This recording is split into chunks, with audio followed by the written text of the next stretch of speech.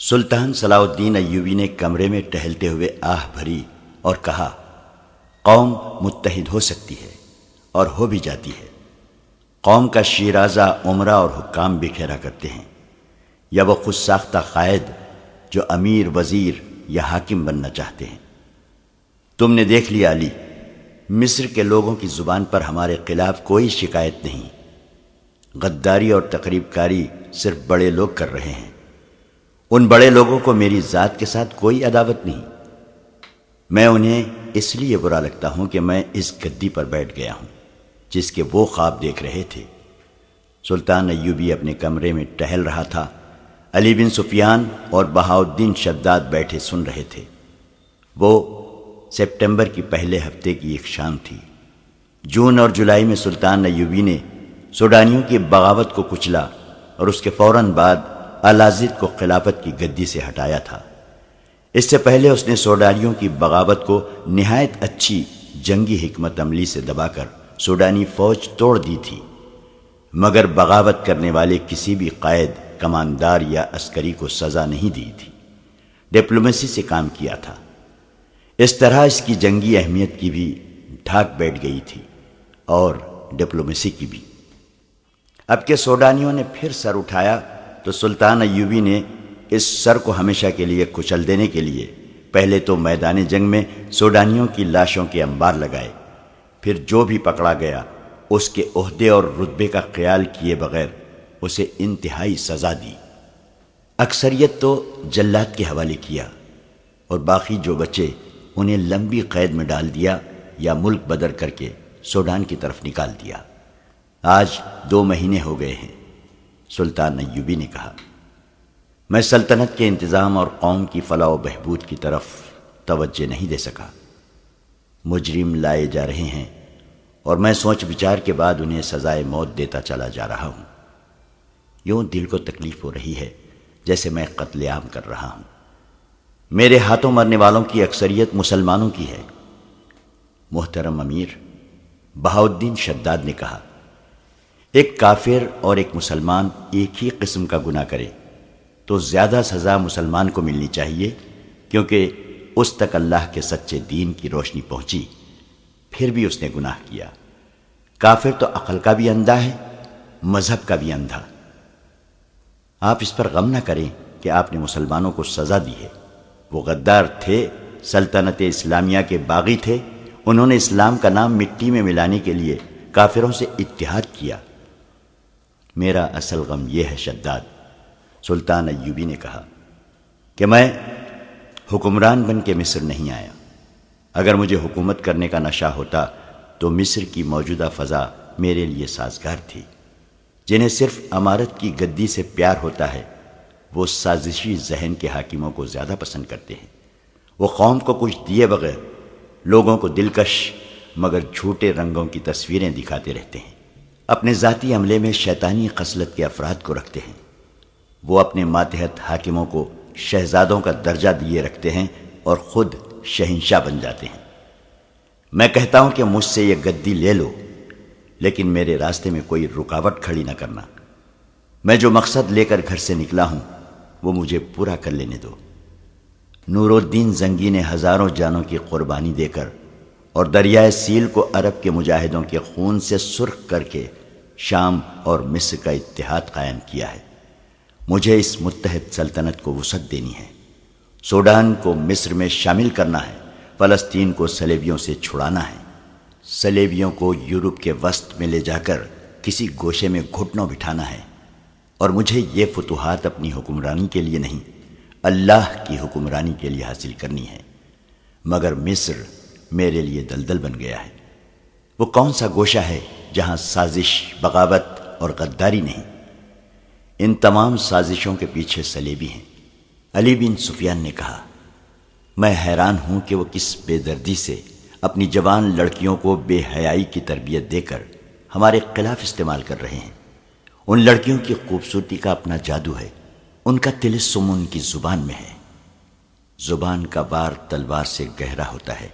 سلطان ایوبی نے کہا، وہ عقل جو تمہاری کمزوریوں کو بھانپ سکتی ہے علی، وہ اپنی زبان سے ایسے انداز سے اور ایسے موقع پر اور ایسے الفاظ کہلوائے گی کہ تم اپنی تلوار نیام میں ڈال کر دشمن کے قدموں میں رکھ دو گے۔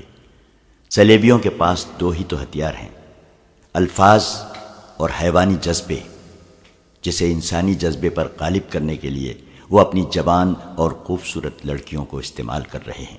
انہوں نے مسلمان امرا اور حکام کے دلوں سے مذہب تک نکال دیا ہے۔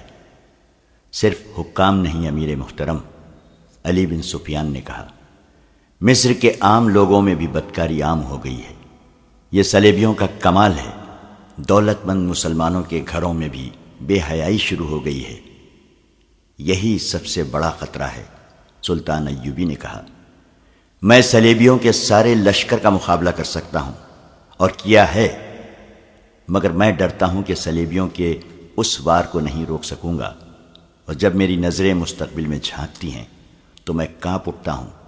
مسلمان برائے نام مسلمان رہ جائیں گے، ان میں بے حیائی صلیبیوں والی ہوگی اور ان کے تہذیب و تمدن پر صلیبی رنگ چڑھا ہوا ہوگا۔ میں مسلمانوں کی کمزوریاں جانتا ہوں، مسلمان اپنے دشمن کو نہیں پہچانتے، اس کے بچھائے ہوئے خوبصورت جال میں پھنس جاتے ہیں۔ میں صلیبیوں کی کمزوریاں جانتا ہوں، وہ بے شک مسلمانوں کے خلاف متحد ہو گئے ہیں، لیکن ان کے اندر سے دل پھٹے ہوئے ہیں۔ فرانسیسی اور جرمن ایک دوسرے کے خلاف ہیں، برطانوی اور اطالوی ایک دوسرے کو پسند نہیں کرتے۔ وہ مسلمانوں کو مشترک دشمن سمجھ کر اکٹھے ہیں، لیکن ان میں عداوت کی حد تک اختلافات ہیں۔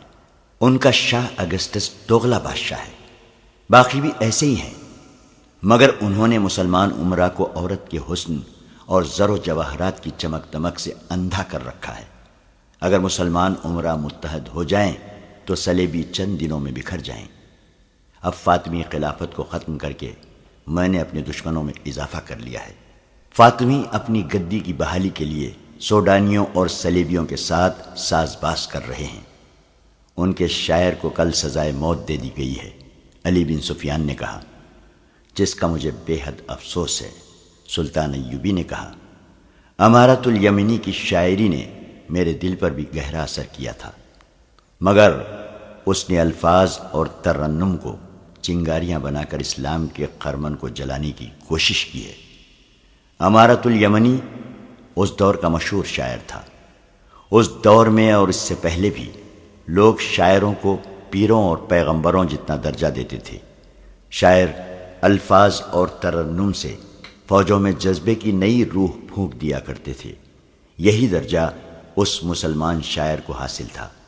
اس نے لوگوں میں جو مقام پیدا کر رکھا تھا اسے اس نے اس طرح استعمال کرنا شروع کر دیا تھا کہ ایک طرف وہ لوگوں میں جہاد کا جذبہ پختہ کرتا تھا اور ساتھ ہی فاطمی خلافت کی عظمت کی دھاک لوگوں کے دلوں میں بٹھاتا تھا۔ اسے فاطمی خلافت کی اتنی پشت پناہی حاصل تھی کہ اس نے سلطان ایوبی کے خلاف زہر اگلنا شروع کر دیا تھا۔ اس کے آخری اشعار یہ تھے، مجھے فاطمی خلافت کی محبت کا تانا دینے والوں، مجھ پر لعنت بھیجو، میں تمہیں لعنت کے لائق سمجھتا ہوں۔ فاطمی محلات کی ویرانی پر آنسو بہاؤ، ان میں رہنے والوں کو میرا پیغام دو کہ میں نے تمہارے لیے جو زخم کھائے ہیں وہ کبھی مندمل نہ ہوں گے۔ اس کے گھر اچانک چھاپا مارا گیا تھا۔ وہاں سے دستاویزی ثبوت ملا تھا کہ وہ صرف فاطمی خلافت کا ہی بحقہ نہیں بلکہ صلیبیوں کا وظیفہ خوار بھی ہے۔ صلیبی اسے اس مقصد کے لیے وظیفہ دیتے تھے کہ وہ مصریوں کے دلوں پر فاطمی خلافت کو غالب کرے اور سلطان ایوبی کے خلاف نفرت پیدا کرتا رہے۔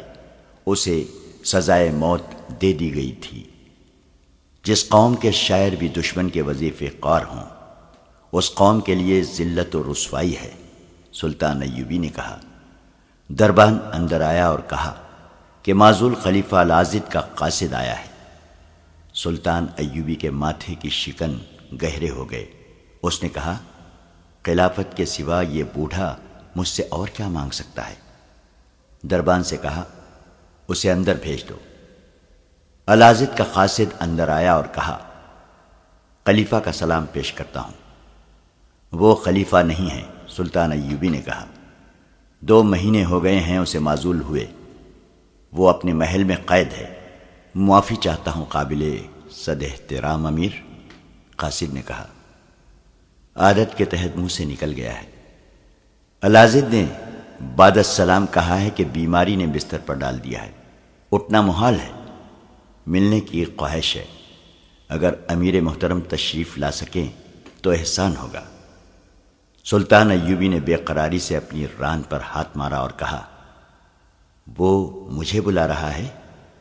کیونکہ وہ ابھی تک اپنے آپ کو خلیفہ سمجھتا ہے۔ نہیں امیر مصر، قاصد نے کہا، ان کی حالت بہت خراب ہے۔ محل کے طبیب نے خطرے کا اظہار کیا ہے۔ یہ ان کا دیرینہ مرض ہے جو غم اور غصے میں تیز ہو جاتا ہے۔ اب تو وہ اٹھنے سے بھی معذور ہو گئے ہیں۔ قاصد نے ذرا جھجک کر کہا، انہوں نے یہ بھی کہا ہے کہ آپ اکیلے تشریف لائیں، راز کی دو چار باتیں ہیں جو کسی دوسرے کے سامنے نہیں کی جا سکتی۔ انہیں بعد السلام کہنا کہ صلاح الدین ایوبی راز کی سب باتیں جانتا ہے۔ صلاح الدین ایوبی نے کہا، اب راز کی باتیں خدا سے کہنا، اللہ تمہیں معاف کرے۔ قاصد مایوس ہو کر چلا گیا۔ سلطان ایوبی نے دربان کو بلا کر کہا کہ طبیب کو بلا لاؤ۔ اس نے علی بن سفیان اور بہاؤالدین شداد سے کہا، اس نے مجھے اکیلا آنے کو کہا ہے، کیا اس میں کوئی چال نہیں؟ کیا میرا خدشہ غلط ہے کہ مجھے محل میں بلا کر میرا کام تمام کرنا چاہتا ہے؟ اسے مجھ پر اوچھا وار کرنا چاہیے، اسے حق حاصل ہے۔ آپ نے اچھا کیا نہیں گئے، شداد نے کہا۔ علی بن سفیان نے تائید کی۔ طبیب آ گیا تو سلطان ایوبی نے اس سے کہا، آپ الازد کے پاس چلے جائیں، میں جانتا ہوں وہ بہت مدت سے بیمار ہے، معلوم ہوتا ہے کہ اس کا طبیب مایوس ہو گیا ہے، آپ جا کر دیکھیں اور اس کا علاج کریں۔ یہ بھی ہو سکتا ہے کہ وہ بیمار نہ ہو، اگر ایسا ہے تو مجھے بتائیں۔ سابق خلیفہ الازد کو اسی محل میں رہنے کی اجازت دے دی گئی تھی جو اس کی خلافت کی گدی تھی۔ اس محل کو اس نے جنت بنا رکھا تھا۔ حرم دیس دیس کی خوبصورت عورتوں سے پر رونق تھا، لونڈیوں کا ہجوم الگ تھا، سینکڑوں محافظوں کا دستہ مستعد رہتا تھا، فوجی کماندار حاضری میں کھڑے رہتے تھے۔ سلطان ایوبی کے لائے ہوئے انقلاب نے اس محل کی دنیا ہی بدل ڈالی تھی۔ خلیفہ اب خلیفہ نہیں تھا۔ محل میں عیش و عشرت کا تمام سامان جوں کا تو رہنے دیا گیا۔ فوجی کمانداروں اور محافظ دستے کو وہاں سے ہٹا دیا گیا تھا۔ فوج کا ایک دستہ اب بھی وہاں نظر آتا تھا، مگر یہ الازد کا محافظ نہیں، پہرے دار تھا۔ خلافت کا محل چونکہ سازشوں کا مرکز تھا، اس لیے وہاں اب پہرا لگا دیا گیا تھا۔ الازد اب اپنے محل میں قیدی تھا۔ وہ بوڑھا تھا اور دل کے مرض کا مریض تھا۔ خلافت چھن جانے کا غم، بوڑھاپا اور شراب اور عیش و عشرت نے اسے بستر پر ڈال دیا تھا۔ چند دنوں میں وہ لاش کی مانند ہو گیا تھا۔ اس کی تیمارداری کے لیے 2 ادھیڑ عمر عورتیں اور ایک خادم اس کے کمرے میں موجود تھا۔ الازد آنکھ کھولتا، انہیں دیکھتا اور آنکھیں بند کر لیتا تھا۔ محل کا طبیب اسے دوائی پلا گیا تھا۔ 2 جوان لڑکیاں کمرے میں آئیں۔ یہ الازد کے حرم کی رونق تھی۔ ان میں سے ایک نے خلیفہ کا ہاتھ اپنے ہاتھ میں لیا اور اس پر جھک کر صحت کا حال احوال پوچھا۔ دوسری نے الازد کا چہرہ دونوں ہاتھوں میں تھام کر اسے صحت یابی کی دعا دی۔ دونوں لڑکیوں نے ایک دوسرے کی آنکھوں میں دیکھا اور ایک نے کہا، آپ آرام فرمائیں، ہم آپ کو بے آرام نہیں کریں گے۔ دوسری نے کہا، ہم ہر وقت ساتھ والے کمرے میں موجود رہتی ہیں، بلا لیا کریں، اور دونوں کمرے سے نکل گئی۔ الازد نے کراہ کر لمبی آہ بھری اور اپنے پاس کھڑی ادھیڑ عمر کی عورتوں سے کہا، یہ دونوں لڑکیاں میری تیمارداری کے لیے نہیں آئی تھیں، یہ دیکھنے آئی تھیں کہ میں کب مر رہا ہوں۔ میں جانتا ہوں انہوں نے اپنی دوستیاں لگا رکھی ہیں، یہ گدھ ہیں، گدھ میرے مرنے کا انتظار کر رہی ہیں۔ ان کی نظر میرے مال اور دولت پر ہے۔ تم تینوں کے سوا یہاں میرا ہمدرد کون ہے؟ کوئی نہیں، کوئی بھی نہیں ہے۔ فاطمی خلافت کے نعرے لگانے والے کہاں گئے؟ اس نے دل پر ہاتھ رکھ لیا اور کروٹ بدل لی۔ وہ تکلیف میں تھا۔ اتنے میں قاصد کمرے میں آیا اور کہا، امیر مصر نے آنے سے انکار کر دیا ہے۔ اوہ بدنصیب صلاح الدین، الازد نے کراہنے کے لہجے میں کہا، میرے مرنے سے پہلے ایک بار تو آ جاتا۔ صدمے نے اس کی تکلیف میں اضافہ کر دیا۔ اس نے نحیف آواز میں رک رک کر کہا، اب تو میری لونڈیاں بھی میرے بلانے پر نہیں آتی، امیر مصر کیوں آئے گا؟ مجھے میرے گناہوں کی سزا مل رہی ہے، میرے خون کے رشتے بھی ٹوٹ گئے ہیں، ان میں سے بھی کوئی نہیں آیا۔ وہ میرے جنازے پر آئیں گے اور محل میں جو ہاتھ لگا اٹھا کر چلے جائیں گے۔ وہ کچھ دیر کراہتا رہا۔ دونوں تیمار دار عورتیں پریشانی کے عالم میں اس کی باتیں سنتی رہیں۔ ان کے پاس تسلی اور حوصلہ افزائی کے لیے بھی جیسے کوئی الفاظ نہیں رہے تھے۔ ان کے چہروں پر خوف ستاری تھا، جیسے وہ خدا کے اس قہر سے ڈر رہی تھیں جو بادشاہ کو گدا اور امیر کو فقیر بنا دیتا ہے۔ دونوں نے چونک کر دروازے کی طرف دیکھا۔ ایک سفید ریش بزرگ کھڑا تھا۔ وہ ذرا رک کر اندر آیا اور الازد کی نبض پر ہاتھ رکھ کر کہا، السلام علیکم، میں امیر مصر کا طبیب خاص ہوں، انہوں نے مجھے آپ کے علاج کے لیے بھیجا ہے۔ کیا امیر مصر میں اتنی سی بھی مروت نہیں رہی کہ آ کے مجھے دیکھ جاتا؟ الازد نے کہا، میرے بلانے پر بھی نہ آیا۔ اس کے متعلق میں کچھ نہیں کہہ سکتا، طبیب نے کہا، انہوں نے مجھے آپ کے علاج کے لیے بھیجا ہے، لیکن میں یہ کہنے کی جرات ضرور کروں گا کہ اتنے بڑے واقعے کے بعد جس میں باقاعدہ جنگ ہوئی اور ہزاروں جانیں ضائع ہو گئی، امیر مصر شاید یہاں نہیں آئیں گے۔ انہیں آپ کی صحت کی فکر ضرور ہے۔ اگر ایسا نہ ہوتا تو وہ مجھے آپ کے علاج کا حکم نہ دیتے۔ اس حالت میں آپ ایسی کوئی بات ذہن میں نہ لائیں جو آپ کے دل کو تکلیف دیتی ہے، ورنہ علاج نہیں ہو سکے گا۔ میرا علاج ہو چکا، الازد نے کہا۔ میرا ایک پیغام غور سے سن لو، صلاح الدین ایوبی کو لفظ بلفظ پہنچا دینا۔ میری نفس سے ہاتھ ہٹا لو، میں اب دنیا کی حکمت اور تمہاری دواؤں سے بے نیاز ہو چکا ہوں۔ سنو طبیب، صلاح الدین ایوبی سے کہنا کہ میں تمہارا دشمن نہ تھا، میں تمہارے دشمنوں کے جال میں آ گیا تھا۔ یہ بدقسمتی میری ہے یا صلاح الدین کی کہ میں اپنے گناہوں کا اعتراف اس وقت کر رہا ہوں جب میں ایک گھڑی کا مہمان ہوں۔ صلاح الدین ایوبی سے کہنا کہ میرے دل میں ہمیشہ تمہاری محبت رہی ہے اور تمہاری محبت کو ہی دل میں لیے دنیا سے رخصت ہو رہا ہوں۔ میرا جرم یہ ہے کہ میں نے زر و جواہرات اور حکمرانی کی محبت بھی اپنے دل میں پیدا کر لی جو اسلام کے احترام پر غالب آ گئی۔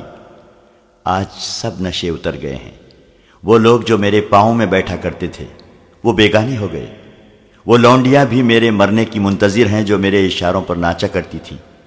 میرے دربار میں اوریاں رقص کرنے والی لڑکیاں مجھے نفرت کی نگاہوں سے دیکھتی ہیں۔ انسان کی سب سے بڑی غلطی یہ ہے کہ انسانوں کی باتوں میں آ کر خدا کو بھول جاتا ہے، اور یہ بھی بھول جاتا ہے کہ اسے خدا کے پاس جانا ہے جہاں کوئی انسان کسی انسان کے گناہوں کا بوجھ نہیں اٹھا سکتا۔ ان کمبختوں نے مجھے خدا بنا ڈالا، مگر آج جب حقیقی خدا کا بلاوا آیا ہے تو مجھ پر حقیقت روشن ہوئی ہے۔ میں نے اس کو نجات کا ذریعہ سمجھا ہے کہ اپنے گناہوں کا اعتراف کر لوں اور صلاح الدین کو ایسے خطروں سے خبردار کرتا جاؤں جن سے وہ شاید واقف نہیں۔ اس سے کہنا کہ میرے محافظ دستے کا سالار رجب زندہ ہے اور سوڈان میں کہیں روپوش ہے۔ وہ مجھے بتا کر گیا تھا کہ فاطمی خلافت کی بحالی کے لیے وہ سوڈانیوں اور قابل اعتماد مصریوں کی فوج تیار کرے گا اور وہ صلیبیوں سے جنگی اور مالی امداد لے گا۔ صلاح الدین ایوبی سے کہنا کہ اپنے محافظ دستے پر نظر رکھے، اکیلا باہر نہ نکلے، رات کو زیادہ محتاط رہے، کیونکہ رجب نے فدائیوں کے ساتھ ایوبی کے قتل کا منصوبہ بنا لیا ہے۔ اس سے کہنا کہ مصر تمہارے لیے آگ اگلنے والا پہاڑ ہے، تم جنہیں دوست سمجھتے ہو وہ بھی تمہارے دشمن ہیں، اور وہ جو تمہاری آواز کے ساتھ آواز ملا کر وسیع سلطنت اسلامیہ کے نعرے لگاتے ہیں ان میں بھی صلیبیوں کے پالے ہوئے سانپ موجود ہیں۔ تمہارے جنگی شعبے میں فیض الفاطمی بڑا حاکم ہے، مگر تم نہیں جانتے کہ وہ تمہارے مخالفین میں سے ہے۔ وہ رجب کا دست راست ہے۔ تمہاری فوج میں ترک، شامی اور دوسرے عربی نسل کے جو کماندار اور سپاہی ہیں ان کے سوا کسی پر بھروسہ نہ کرنا۔ یہ سب تمہارے وفادار اور اسلام کے محافظ ہیں۔ مصری فوجیوں میں قابل اعتماد بھی ہیں اور بے وفا بھی۔ تم نہیں جانتے کہ تم نے جب سوڈانی لشکر پر فیصلہ کن حملہ کیا تھا تو حملہ آور دستوں میں 2 دستوں کے کماندار تمہاری چال کو ناکام کرنے کے لیے تمہاری ہدایات اور احکام پر غلط عمل کرنا چاہتے تھے، لیکن تمہارے ترک اور عرب سپاہیوں میں جوش اور جذبہ ایسا تھا کہ اپنے کمانداروں کے حکم کا انتظار کیے بغیر وہ سوڈانیوں پر قہر بن کر ٹوٹے، ورنہ یہ 2 کماندار جنگ کا پاسا پلٹ کر تمہیں ناکام کر دیتے۔ الازد مری مری آواز میں رک رک کر بولتا رہا۔ طبیب نے اسے 1-2 مرتبہ بولنے سے روکا تو اس نے ہاتھ کے اشارے سے اسے چپ کرا دیا۔ اس کے چہرے پر پسینہ اس طرح آ گیا تھا جیسے کسی نے پانی چھڑک دیا ہو۔ دونوں عورتوں نے اس کا پسینہ پوچھا، لیکن پسینہ چشمے کی طرح پھوٹتا آ رہا تھا۔ اس نے چند ایک اور انتظامیہ اور فوج کے حکام کے نام بتائے جو سلطان ایوبی کے خلاف سازشوں میں مصروف تھے۔ ان میں سب سے زیادہ خطرناک فدائی تھے جن کا پیشہ پراسرار قتل تھا۔ وہ اس فن کے ماہر تھے۔ الازد نے مصر میں صلیبیوں کے اثر و رسوخ کی بھی تفصیل سنائی اور کہا، انہیں مسلمان نہ سمجھنا، یہ ایمان فروخت کر چکے ہیں۔ صلاح الدین سے کہنا کہ اللہ تمہیں کامیاب کرے اور سرخ رو کرے، لیکن یہ یاد رکھنا کہ وہ لوگ ہیں جو چوری چھپے تمہیں دھوکہ دے رہے ہیں، اور دوسرے وہ لوگ ہیں جو خوشامد سے تمہیں خدا کے بعد کا درجہ دے دیں گے۔ یہ ان لوگوں سے زیادہ خطرناک ہیں جو چوری چھپے دھوکہ دیتے ہیں۔ اسے کہنا کہ دشمنوں کو زیر کر کے جب تم اطمینان سے حکومت کی گدی پر بیٹھو گے تو میری طرح دونوں جہانوں کے بادشاہ نہ بن جانا۔ سدا بادشاہی اللہ کی ہے۔ اسی مصر میں فرعونوں کے کھنڈر دیکھ لو، میرا انجام دیکھ لو، اپنے آپ کو اس انجام سے بچانا۔ اس کی زبان لڑکھڑانے لگی۔ اس کے چہرے پر جہاں کرب کا تاثر تھا وہاں سکون سا بھی نظر آنے لگا۔ اس نے بولنے کی کوشش کی مگر حلق سے قراٹے سے نکلے۔ اس کا سر ایک طرف لڑک گیا اور وہ ہمیشہ کے لیے خاموش ہو گیا۔ یہ واقعہ سپتمبر 1171 کا ہے۔ طبیب نے سلطان ایوبی کو اطلاع بھجوائی۔ محل میں الازد کی موت کی خبر پھیل گئی۔ محل کے کسی گوشے سے رونا تو دور کی بات ہے، ہلکی سی سسکی بھی سنائی نہ دی۔ صرف ان 2 عورتوں کے آنسو بہہ رہے تھے جو آخری وقت اس کے پاس تھیں۔ سلطان ایوبی چند ایک حکام کے ساتھ فوری محل میں آ گیا۔ اس نے دیکھا کہ وہاں برآمدوں میں کچھ سرگرمی سی تھی۔ اسے شک ہوا۔ اس نے محافظ دستے کے کماندار کو بلا کر حکم دیا کہ محل کے تمام کمروں میں گھوم جاؤ، تمام مردوں، عورتوں اور لڑکیوں کو کمروں سے نکال کر باہر صحن میں بٹھا دو اور کسی کو باہر نہ جانے دو، کسی کو کیسی ہی ضرورت کیوں نہ ہو۔ استبل سے کوئی گھوڑا نہ کھولے۔ سلطان ایوبی نے محل پر قبضہ کرنے کا حکم دے دیا۔ اس نے عجیب چیز یہ دیکھی کہ الازد جو اپنے آپ کو بادشاہ بنائے بیٹھا تھا اور جس نے عورت اور شراب کو ہی زندگی جانا تھا، اس کی میت پر رونے والا کوئی نہ تھا۔ محل مردوں اور عورتوں سے بھرا پڑا تھا مگر کسی کے چہرے پر اداسی کا تاثر بھی نہ تھا۔ طبیب سلطان ایوبی کو الگ لے گیا اور اسے الازد کی آخری باتیں سنائیں۔ اس نے اپنی رائے ان الفاظ میں دی کہ آپ کو آخری وقت اس کے بلاوے پر آ جانا چاہیے تھا۔ سلطان ایوبی نے اسے بتایا کہ وہ اس خدشے کے پیش نظر نہیں آیا کہ اس شخص کا کچھ بھروسہ نہ تھا، اور دوسری وجہ یہ تھی کہ اسے ایمان فروشوں سے نفرت تھی۔ مگر اب طبیب کی زبانی الازد کا آخری پیغام سن کر سلطان ایوبی کو سخت پچھتاوا ہونے لگا۔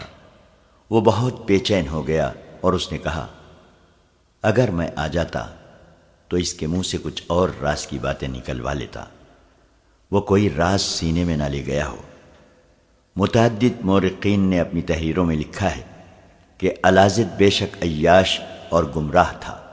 اس نے سلطان ایوبی کے خلاف سازشوں کی پشت پناہی بھی کی، لیکن اس کے دل میں سلطان ایوبی کی محبت بہت تھی۔ دو مورخین نے یہ بھی لکھا ہے کہ اگر سلطان ایوبی الازد کے بلاوے پر چلا جاتا تو الازد اسے اور بھی بہت سی باتیں بتاتا۔ بہرحال تاریخ ثابت کرتی ہے کہ الازد کے بلاوے میں کوئی فریب نہ تھا۔ اس نے اپنی روح کی نجات کے لیے اور سلطان ایوبی کی محبت کے لیے گناہوں کی بخشش مانگنے کا یہ طریقہ اختیار کیا تھا۔ بہت مدت تک سلطان ایوبی تعسف میں رہا کہ وہ آخری وقت الازد کی باتیں نہ سن سکا۔ بعد میں ان تمام افراد کے خلاف الزامات صحیح ثابت ہوئے تھے جن کی الازد نے نشاندہی کی تھی۔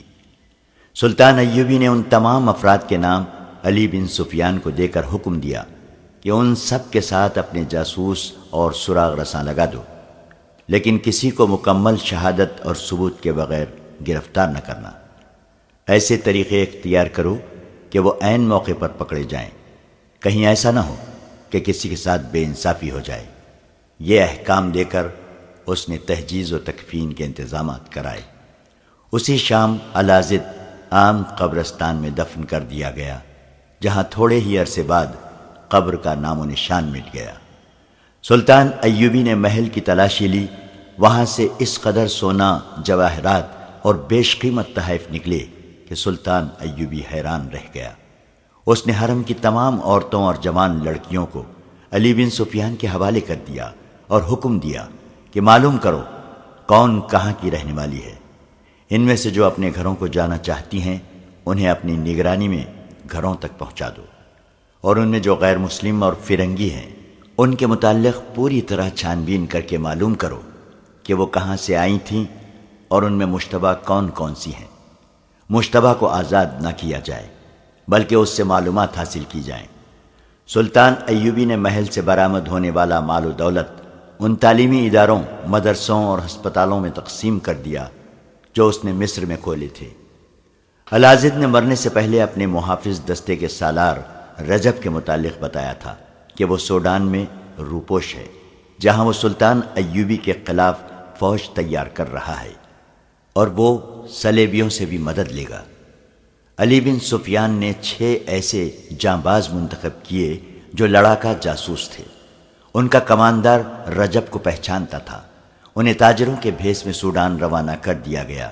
انہیں یہ حکم دیا گیا تھا کہ ممکن ہو سکے تو اسے زندہ پکڑ لائیں ورنہ وہیں قتل کر دیں۔ جس وقت یہ پارٹی سوڈان کو روانہ ہوئی اس وقت رجب سوڈان میں نہیں بلکہ فلسطین کے ایک مشہور اور مضبوط قلعے شوبک میں تھا۔ فلسطین پر صلیبیوں کا قبضہ تھا۔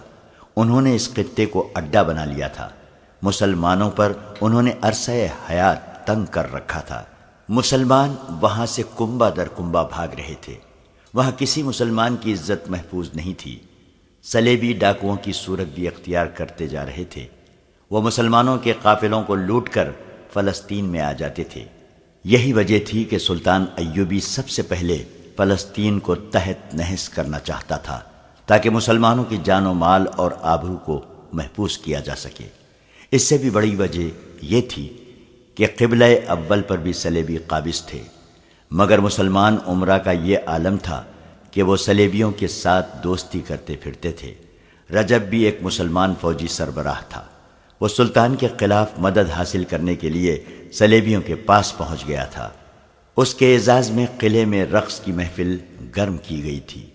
رجب نے یہ دیکھنے کی ضرورت ہی محسوس نہ کی کہ برہنہ ناچ ناچنے والیوں میں زیادہ تعداد مسلمان لڑکیوں کی تھی جنہیں صلیبیوں نے کمسنی میں اغوا کر لیا اور رقص کی تربیت دی تھی۔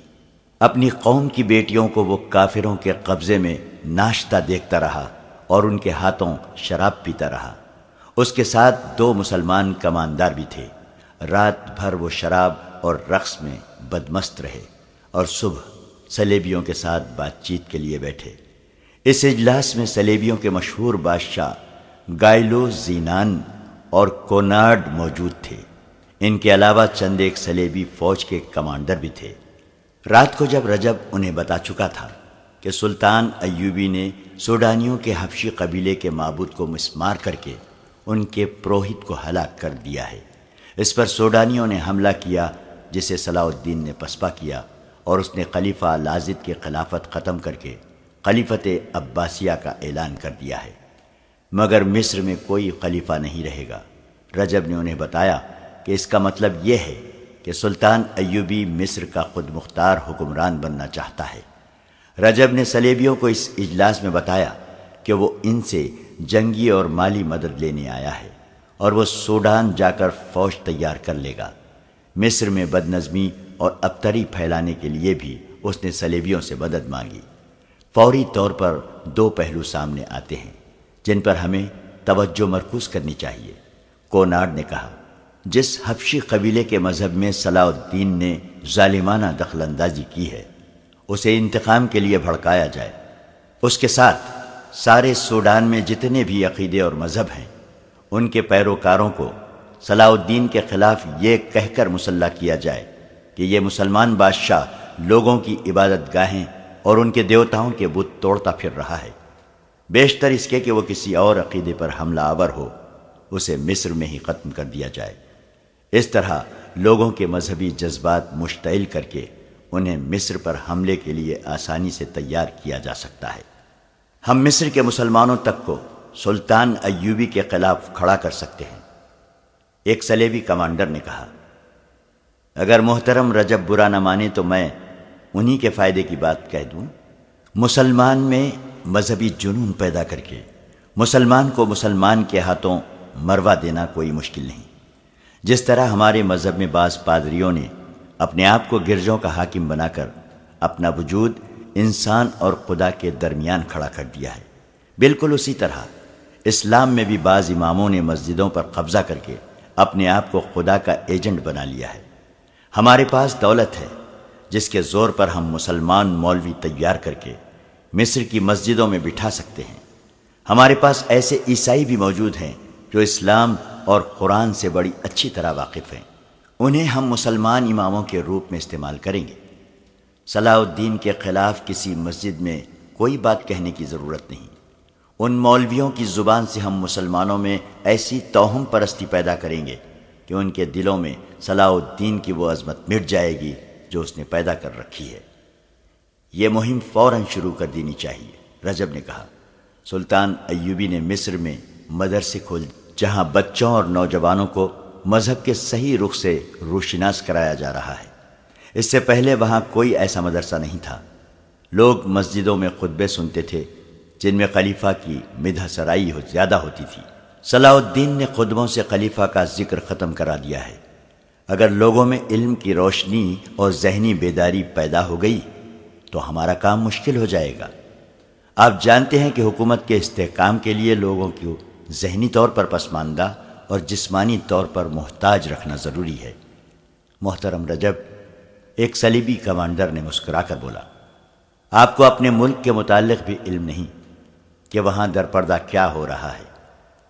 ہم نے یہ مہم اسی روز شروع کر دی تھی جس روز صلاح الدین ایوبی نے ہمیں بحر روم میں شکست دی تھی۔ ہم کھلی تقریب کاری کے قائل نہیں، ہم ذہنوں میں تقریب کاری کیا کرتے ہیں۔ ذرا غور کریں محترم، 2 سال پہلے قاہرہ میں کتنے خیبے خانے تھے اور اب کتنے ہیں؟ کیا ان میں بے پناہ اضافہ نہیں ہو گیا؟ کیا دولت مند مسلمان گھرانوں میں لڑکوں اور لڑکیوں میں قابل اعتراض معشقے شروع نہیں ہو گئے؟ ہم نے وہاں جو عیسائی لڑکیاں بھیجی تھیں وہ مسلمان لڑکیوں کے روپ میں مسلمان مردوں کے درمیان رقابت پیدا کر کے خون خرابے کرا چکی ہیں۔ قاہرہ میں ہم نے نہایت دلکش جوا بازی رائج کر دی ہے۔ 2 مسجدوں میں ہمارے بھیجے ہوئے آدمی امام ہیں، وہ نہایت خوبی سے اسلام کی شکل و صورت بگاڑ رہے ہیں، وہ جہاد کے معنی بگاڑ رہے ہیں۔ ہم نے وہاں عالموں اور فاضلوں کے بھیس میں بھی کچھ آدمی بھیج رکھے ہیں جو مسلمانوں کو جنگ و جدل کے خلاف تیار کر رہے ہیں۔ وہ دوست اور دشمن کا تصور بھی بدل رہے ہیں۔ مجھے ذاتی طور پر تو یہ توقع ہے کہ مسلمان چند برسوں تک اس ذہنی کیفیت میں داخل ہو جائیں گے جہاں وہ اپنے آپ کو بڑے فخر سے مسلمان کہیں گے، مگر ان کے ذہنوں پر، ان کے تہذیب و تمدن پر صلیب کا اثر ہوگا۔ صلاح الدین ایوبی کا جاسوسی نظام بہت ہوشیار ہے، رجب نے کہا۔ اگر اس کے شعبہ جاسوسی اور سراغ رسانی کے سربراہ علی بن سفیان کو قتل کر دیا جائے تو صلاح الدین اندھا اور بہرا ہو جائے گا۔ اس کا مطلب یہ ہے کہ آپ خود کچھ بھی نہیں کر سکتے۔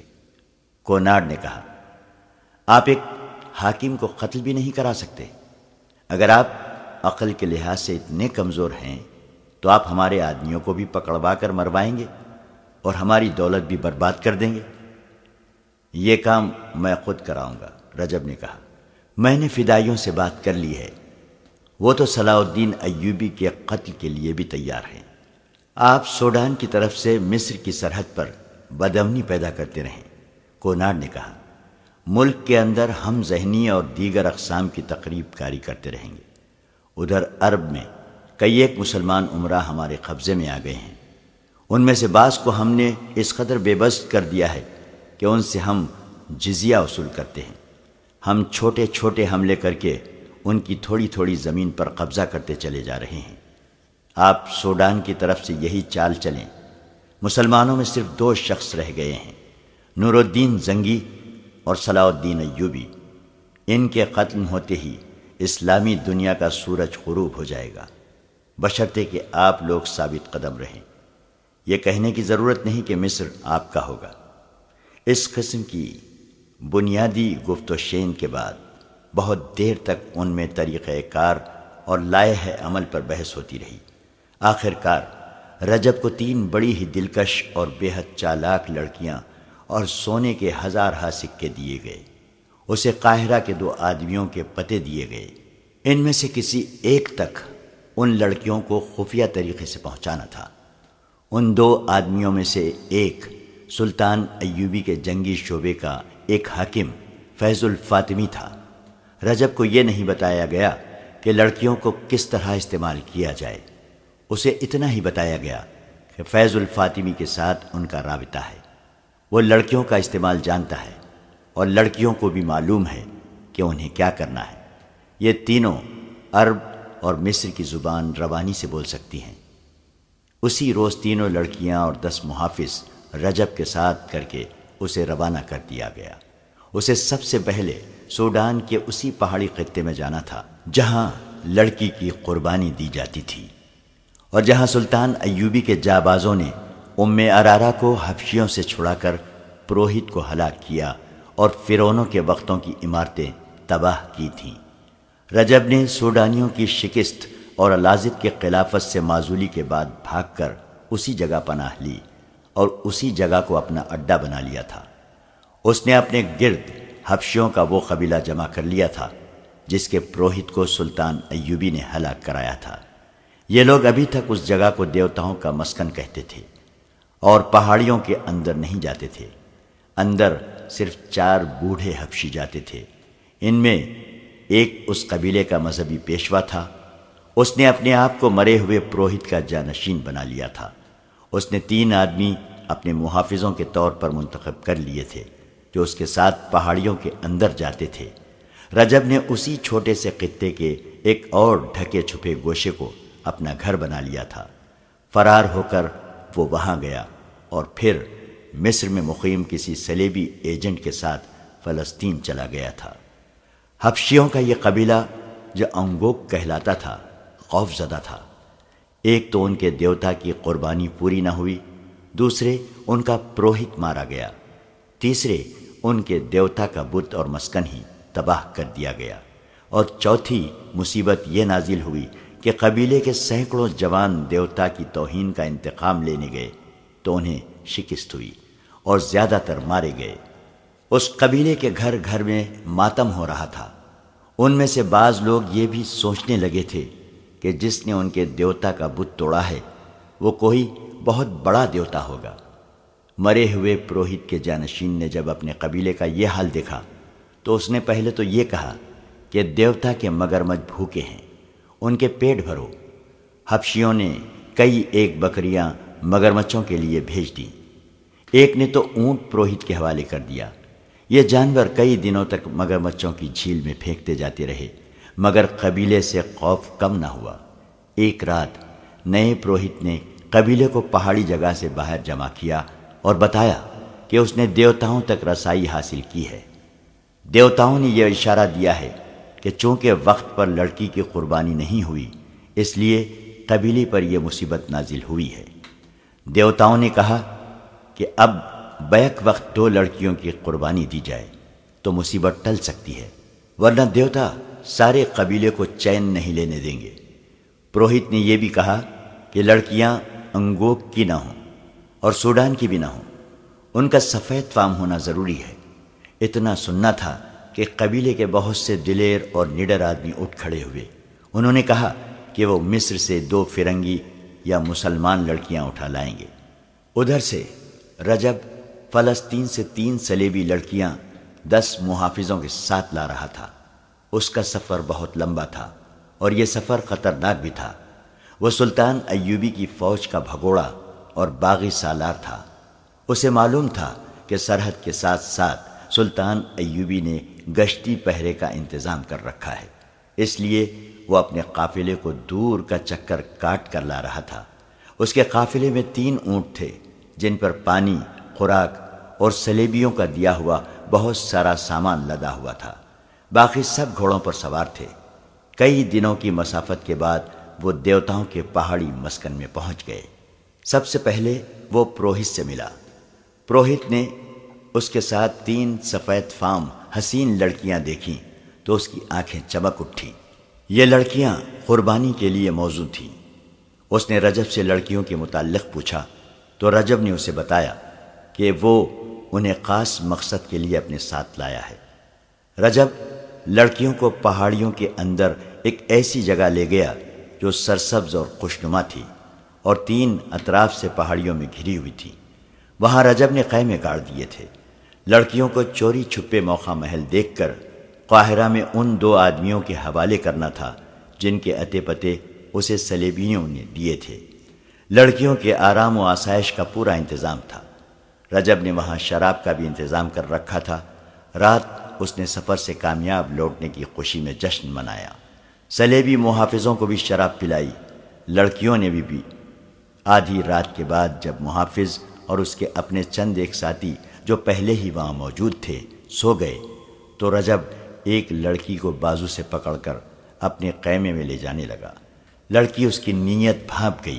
اس نے اس سے کہا، میں طوائف نہیں ہوں، میں یہاں صلیب کا فرض پورا کرنے آئی ہوں۔ میں آپ کے ساتھ شراب پی سکتی ہوں مگر بدی قبول نہیں کروں گی۔ رجب نے اسے ہنستے ہوئے اپنے خیمے کی طرف گھسیٹا تو لڑکی نے اپنا بازو چھڑا لیا۔ رجب نے دست درازی کی تو لڑکی دوڑ کر اپنی ساتھی لڑکیوں کے پاس چلی گئی۔ وہ دونوں بھی باہر آ گئیں۔ انہوں نے رجب کو سمجھانے کی کوشش کی، وہ انہیں غلط نہ سمجھے۔ رجب کو غصہ آ گیا۔ اس نے کہا، میں جانتا ہوں تم کتنی پاک باز ہو، بے حیائی تمہارا پیشہ ہے۔ اس پیشے کا استعمال ہم وہاں کرتی ہیں جہاں اپنے فرض کے لیے ضروری ہوتا ہے۔ لڑکی نے کہا، ہم عیاشی کے خاطر عیاشی نہیں کیا کرتی۔ رجب ان کی کوئی بات سمجھنا نہیں چاہتا تھا۔ آخر لڑکیوں نے اس سے، ہمارے ساتھ 10 محافظ ہیں، وہ ہماری حفاظت کے لیے ساتھ آئے ہیں، انہیں کل واپس جانا ہے۔ اگر ہم نے ان کی ضرورت محسوس کی تو ہم انہیں یہاں روک سکتی ہیں یا خود یہاں سے جا سکتی ہیں۔ رجب چپ ہو گیا مگر اس کے تیور بتا رہے تھے کہ وہ لڑکیوں کو بخشے گا نہیں۔ وہ رات گزر گئی۔ دوسرے دن رجب نے فلسطین سے 7 لائے ہوئے محافظوں کو رخصت کر دیا۔ دن گزر گیا۔ شام کے وقت رجب لڑکیوں کے ساتھ بیٹھا ادھر ادھر کی باتیں کر رہا تھا کہ پروہت اپنے 4 حبشیوں کے ساتھ آ گیا۔ اس نے سوڈانی زبان میں رجب سے کہا، ہمارے دیوتا ہم سے ناراض ہیں، انہوں نے 2 فرنگی یا مسلمان لڑکیوں کی قربانی مانگی ہے۔ یہ لڑکیاں قربانی کے لیے موزوں ہیں، ان میں سے 2 لڑکیاں ہمارے حوالے کر دو۔ رجب چکرا گیا۔ اس نے جواب دیا، یہ لڑکیاں قربانی کے لیے نہیں ہیں، ان سے ہمیں بہت کام لینا ہے اور انہی کے ہاتھوں ہمیں تمہارے دیوتاؤں کے دشمن کو مروانا ہے۔ تم جھوٹ بولتے ہو، پروہت نے کہا، تم ان لڑکیوں کو یہاں تفریح کے لیے لائے ہو، ہم ان میں سے 2 لڑکیوں کو قربان کریں گے۔ رجب نے بہت دلیلیں دی مگر پروہت نے کسی ایک بھی دلیل کو قبول نہ کیا۔ اس کے دماغ پر دیوتا سوار تھے۔ اس نے اٹھ کر 2 لڑکیوں کے سروں پر باری باری ہاتھ رکھے اور کہا، یہ دونوں دیوتا کے لیے ہیں، انگوک کی نجات ان 2 لڑکیوں کے ہاتھ میں ہے۔ یہ کہہ کر وہ چلا گیا۔ رک کر پھر رجب سے کہا، لڑکیوں کو ساتھ لے جا کر بھاگنے کی کوشش نہ کرنا، تم جانتے ہو کہ ہم تمہیں فوراً ڈھونڈ لیں گے۔ لڑکیاں سوڈان کی زبان نہیں سمجھ سکتی تھیں۔ حبشی پروہت نے ان کے سروں پر ہاتھ رکھا۔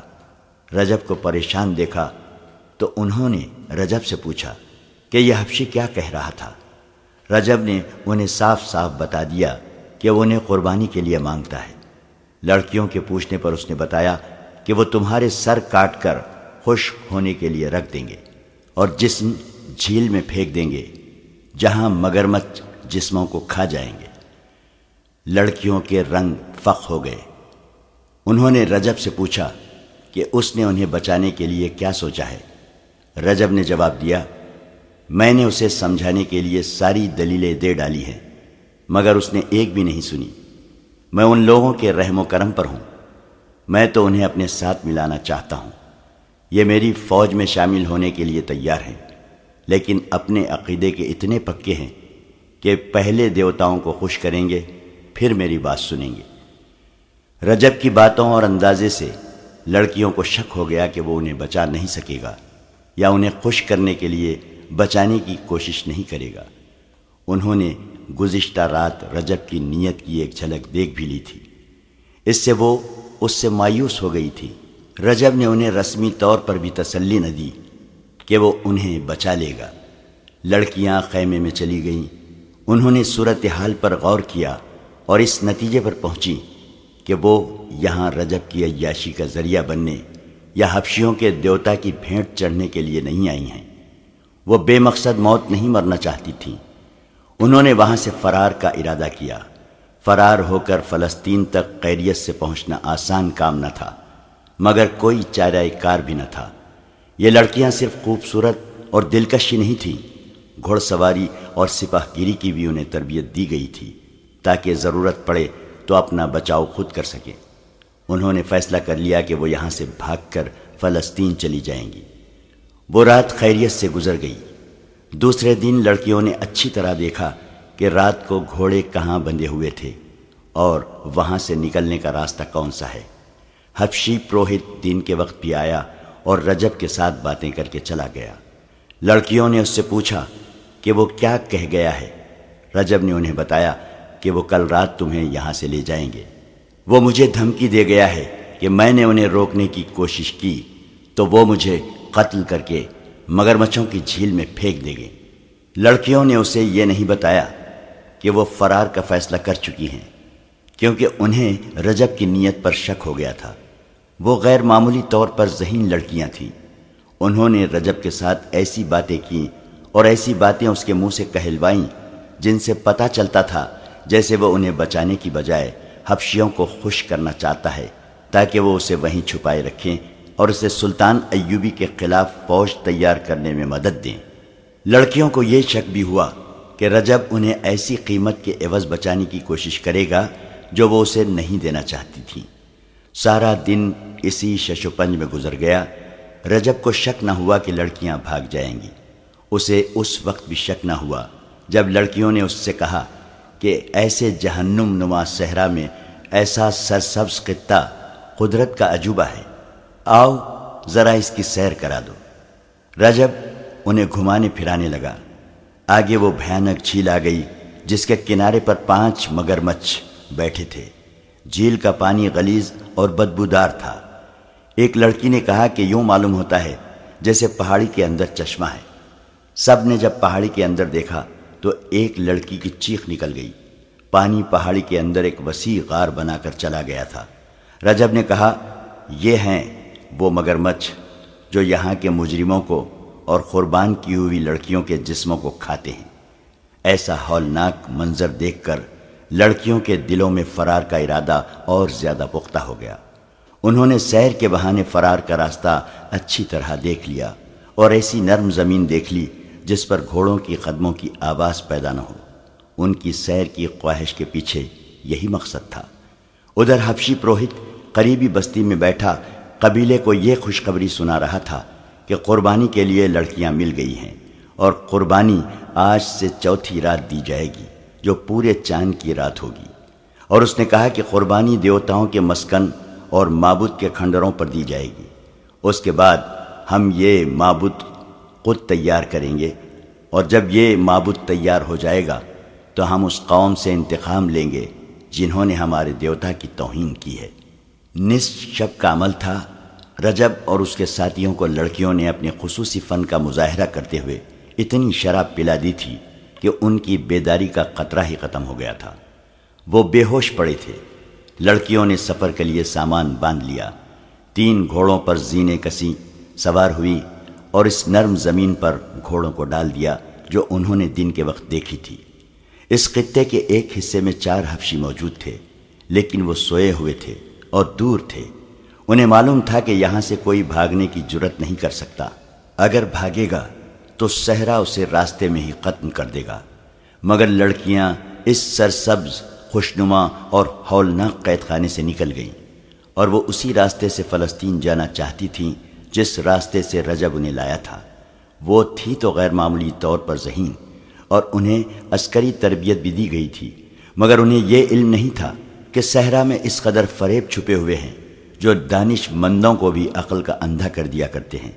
اتنے طویل صحرائی سفر پر لوگ قافلوں کی صورت میں نکلا کرتے تھے، اور ان کے پاس صحرا کی ہر آفت کا مقابلہ کرنے کا اہتمام ہوتا تھا۔ رات کے وقت تو صحرا سرد تھا۔ تینوں لڑکیوں نے اس جگہ سے کچھ دور تک گھوڑوں کو آہستہ آہستہ چلایا، پھر ایڑ لگا دی۔ گھوڑے سرپٹ دوڑنے لگے۔ بہت دور جا کر انہوں نے گھوڑوں کی رفتار کم کر دی۔ باقی رات گھوڑے اسی رفتار پر چلتے رہے۔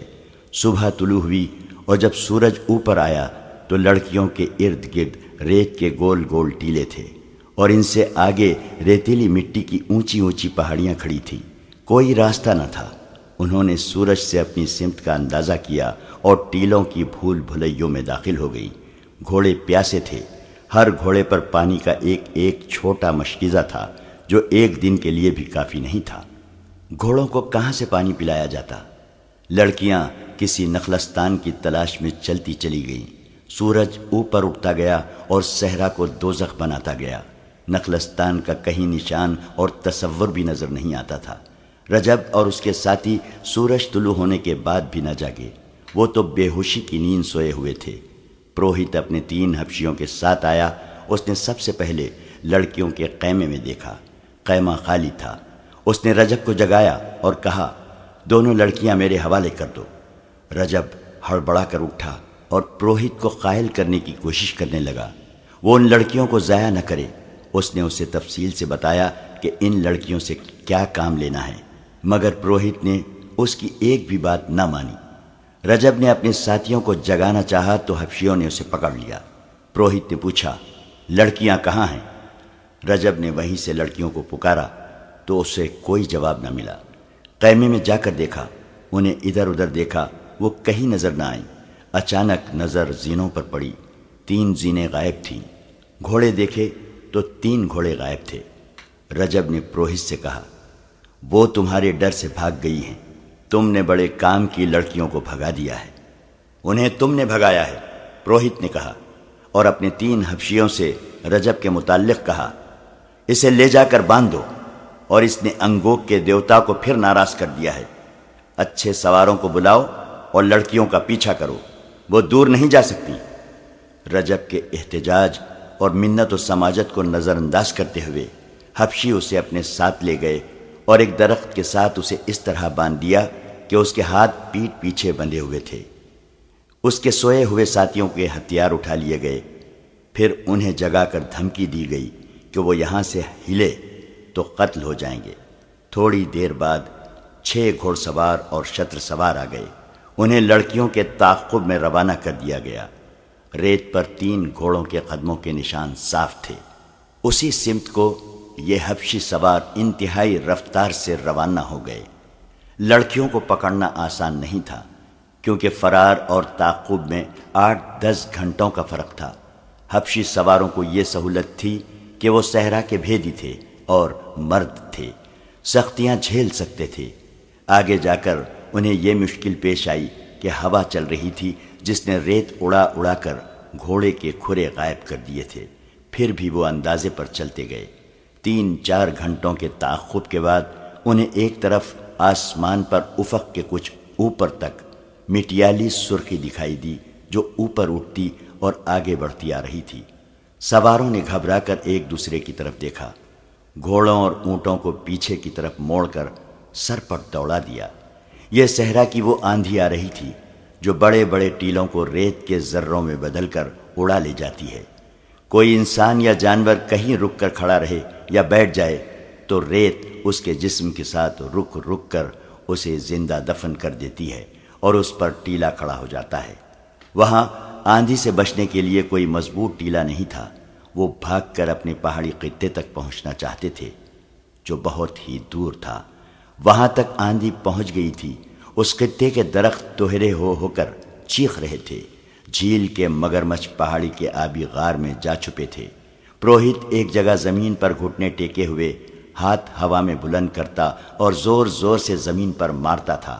ہر بار بلند آواز سے کہتا تھا، انگوک کے دیوتا اپنے قہر کو سمیٹ لے، ہم 2 بہت ہی خوبصورت لڑکیاں تیرے قدموں میں پیش کر رہے ہیں۔ وہ اس آندھی کو دیوتا کا قہر سمجھ رہا تھا۔ صحرا اور آندھی کا چولی دامن کا ساتھ تھا، لیکن سرخ اور ایسی تیز و تند آندھی کبھی کبھی چلا کرتی تھی۔ لڑکیوں کو بھی آندھی نے لپیٹ میں لے لیا تھا۔ ان کے لیے کوئی آڑ اور اوٹ نہیں تھی۔ وہ حبشیوں کے خطرے سے تو بہت دور نکل گئی تھیں، مگر صحرا کے ایسے خطرے میں آ گئیں جو ان کے لیے جان لیوا ثابت ہو سکتا تھا۔ ان کے لیے دوسری مصیبت یہ آئی کہ ریت کی بوچھاڑوں اور آندھی کے زناٹوں سے گھبرا کر تینوں گھوڑے منہ زور اور بے لگام ہو کر دوڑ پڑے۔ وہ چونکہ اکٹھے بتکے تھے اس لیے اکٹھے ہی دوڑتے جا رہے تھے۔ اس سے یہ فائدہ تو ہوا کہ ریت میں دب جانے کا خطرہ نہ رہا، مگر یہ معلوم نہیں تھا کہ بے لگام گھوڑے کہاں جا کے رکیں گے اور وہ جگہ اصل راستے سے کتنی دور ہوگی۔ لڑکیوں میں اتنی ہمت نہیں تھی کہ گھوڑوں کو قابو میں کر لیتی، اور گھوڑوں میں اتنی ہمت نہیں تھی کہ زیادہ دور دوڑ سکتے۔ وہ پیاسے تھے اور آدھی رات سے مسلسل چل رہے تھے۔ تھکن اور پیاس گھوڑوں کو بے حال کرنے لگی۔ ایک گھوڑا منہ کے بل گرا۔ اس کی سوار لڑکی ایسی گری کہ گھوڑا اٹھا، اور جب پھر گرا تو لڑکی اس کے نیچے آ گئی۔ اسے مرنا ہی تھا۔ کچھ اور آگے گئے تو ایک گھوڑے کا تنگ ڈھیلا ہو گیا، زین ایک طرف لڑک گئی۔ اس کی سوار اسی پہلو پر گری، مگر بایاں پاؤں رکاب میں پھنس گیا۔ لڑکی زمین پر گھسیٹی جانے لگی۔ تیسری لڑکی اس کی کوئی مدد نہیں کر سکتی تھی۔ اس کا اپنا گھوڑا بے قابو تھا۔ وہ اپنی ساتھی کی چیخیں سنتی رہی، پھر چیخیں خاموش ہو گئیں اور وہ لڑکی کی لاش کو گھوڑے کے ساتھ زمین پر جاتا دیکھتی رہی۔ اس پر دہشت طاری ہو گئی۔ وہ کتنی ہی دلیر کیوں نہ تھی، آخر لڑکی تھی۔ زور زور سے رونے لگی۔ ڈھیلی زین والا گھوڑا یک لخت رک گیا۔ تیسری لڑکی اپنا گھوڑا روک نہ سکی۔ اس نے پیچھے دیکھا۔ آندھی میں اسے کچھ نظر نہ آیا کہ اس گھوڑے کا کیا حشر ہوا۔ لڑکی تو یقیناً مر چکی تھی۔ تیسری لڑکی اکیلی رہ گئی۔ اس نے رکابوں سے پاؤں ذرا پیچھے کر لیے۔ اس کی دہشت زدگی کا یہ عالم تھا کہ اس نے گھوڑے کی لگام چھوڑ کر ہاتھ آسمان کی طرف اٹھا کر جوڑ دیے اور گلا پھاڑ کر خدا کو پکارنے لگی، میرے عظیم خدا، آسمانوں کے خدا، میرے گناہ معاف کر دے۔ میں گناہ گار ہوں، میرا بال بال گناہ گار ہے۔ گناہ کرنے آئی تھی، میں نے گناہوں میں پرورش پائی ہے۔ میرے خدا، میں اس وقت بھی بہت چھوٹی تھی جب مجھے بڑوں نے گناہوں کے راستے پر ڈالا تھا۔ انہوں نے مجھے گناہوں کے سبق دیتے جوان کیا اور کہا کہ جاؤ مردوں کو اپنے حسن اور اپنے جسم سے گمراہ کرو، ان کے ہاتھوں انسانوں کو قتل کراؤ، جھوٹ بولو، فریب دو اور بدکار بن جاؤ۔ انہوں نے بتایا تھا کہ یہ صلیب کا فرض ہے، تم پورا کرو گی تو جنت میں جاؤ گی۔ وہ پاگلوں کی طرح چلا رہی تھی اور اس کے گھوڑے کی رفتار گھٹتی جا رہی تھی۔ زار و خطار روتے ہوئے اس نے خدا سے کہا، تیرا جو مذہب سچا ہے مجھے اسی کا معجزہ دکھا۔ اس کے عقیدے متزلزل ہو گئے تھے۔ گناہوں کے احساس نے اس کے دماغ پر قابو پا لیا تھا، موت کے خوف نے اسے فراموش کرا دیا تھا کہ اس کا مذہب کیا ہے۔ اسے اپنا ماضی گناہوں میں ڈوبا ہوا نظر آ رہا تھا۔ اس کے دل میں یہ احساس بیدار ہوتا جا رہا تھا کہ وہ مردوں کے استعمال کی چیز ہے اور اسے دھوکے اور فریب کے لیے استعمال کیا جا رہا ہے، اور اب سزا صرف اس اکیلی کو مل رہی ہے۔ اسے غشی کی لہر آئی اور گزر گئی۔ اس نے دھاڑ ماری اور سر کو جھٹک کر بلند آواز سے کہا، میری مدد کر میرے خدا، میں ابھی مرنا نہیں چاہتی۔ اور اس کے ساتھ ہی اسے یاد آ گیا کہ وہ یتیم بچی ہے۔ موت کے سامنے انسان ماضی کی طرف بھاگتا ہے، جو انسانی فطرت کا قدرتی رد عمل ہے۔ اس جوان لڑکی نے بھی ماضی میں پناہ لینے کی کوشش کی، مگر وہاں کچھ بھی نہ تھا۔ ماں نہیں تھی، باپ نہیں تھا، کوئی بہن بھائی نہیں تھا۔ اسے یہی کچھ یاد آیا کہ صلیبیوں نے اسے پالا اور اس راہ پر ڈالا ہے جہاں وہ ایک بڑا ہی حسین دھوکہ بن گئی تھی۔ اسے اپنے آپ سے نفرت ہونے لگی۔ وہ اب بخشش چاہتی تھی، نجات چاہتی تھی۔ اسے غشی آنے لگی۔ گھوڑے کی رفتار بھی سست ہو گئی تھی، وہ مشکل سے چل رہا تھا اور لڑکی اسی پر بے ہوش ہو گئی۔ سلطان ایوبی نے سرحد کے ساتھ ساتھ گشتی پہرے کا انتظام کر رکھا تھا۔ ان میں سے 3 دستوں کا ہیڈ کوارٹر سوڈان اور مصر کی سرحد سے 4-5 میل اندر کی طرف تھا۔ ہیڈ کوارٹر کے خیمے ایسی جگہ نصب کیے گئے تھے جہاں آندھیوں سے بچنے کی اوٹ تھی، مگر اس آندھی نے ان کے خیمے اکھاڑ پھینکے تھے۔ گھوڑوں اور اونٹوں کو سنبھالنا مشکل ہو گیا تھا۔ آندھی رکی تو سپاہی خیمے وغیرہ سنبھالنے میں مصروف ہو گئے۔ ان 3 دستوں کا کمانڈر ایک ترک احمد کمال تھا۔ وہ ایک قوبرو اور گورے رنگ کا تنومند آدمی تھا۔ وہ بھی آندھی رکتے ہی باہر آ گیا اور ساز و سامان اور جانوروں کا جائزہ لے رہا تھا۔ فضا گرد سے صاف ہو گئی تھی۔ ایک سپاہی نے ایک طرف اشارہ کر کے اس سے کہا، کماندار، وہ گھوڑا اور سوار ہمارا تو نہیں؟ ہم نے ابھی لڑکیوں کو فوج میں شامل نہیں کیا، احمد کمال نے جواب دیا۔ وہ لڑکی معلوم ہوتی ہے، بال بکھرے ہوئے صاف نظر آ رہے ہیں۔ وہ اسی سپاہی کو ساتھ لے کر دوڑ پڑا۔ ایک گھوڑا سر نیچے کیے نہایت ہی آہستہ آہستہ آ رہا تھا۔ اسے چارے کی بو آئی تو ہیڈ کوارٹر کے گھوڑوں کی طرف چل پڑا۔ گھوڑے پر ایک لڑکی اس طرح سوار تھی کہ اس کے بازو گھوڑے کی گردن کے ادھر ادھر تھے، اور لڑکی آگے کو اس طرح جھکی ہوئی تھی کہ اس کا سر گھوڑے کی گردن سے ذرا پیچھے تھا۔ لڑکی کے بال بکھر کر آگے آ گئے تھے۔ احمد کمال کے پہنچنے تک گھوڑا وہاں بندھے ہوئے گھوڑوں کے پاس جا کر ان کا چارہ کھانے لگا تھا۔ احمد کمال نے لڑکی کے پاؤں رکابوں سے نکالے اور اسے گھوڑے سے اتار کر بازوؤں پر اٹھا لیا۔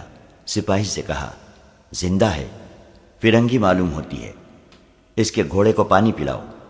وہ لڑکی کو اپنے خیمے میں لے گیا۔ لڑکی کے بال ریس سے اٹے ہوئے تھے۔ احمد کمال نے اس کے منہ پر پانی کے چھینٹے مارے، پھر منہ میں پانی کے قطرے ٹپکانے لگا۔ لڑکی نے آنکھیں کھول دی۔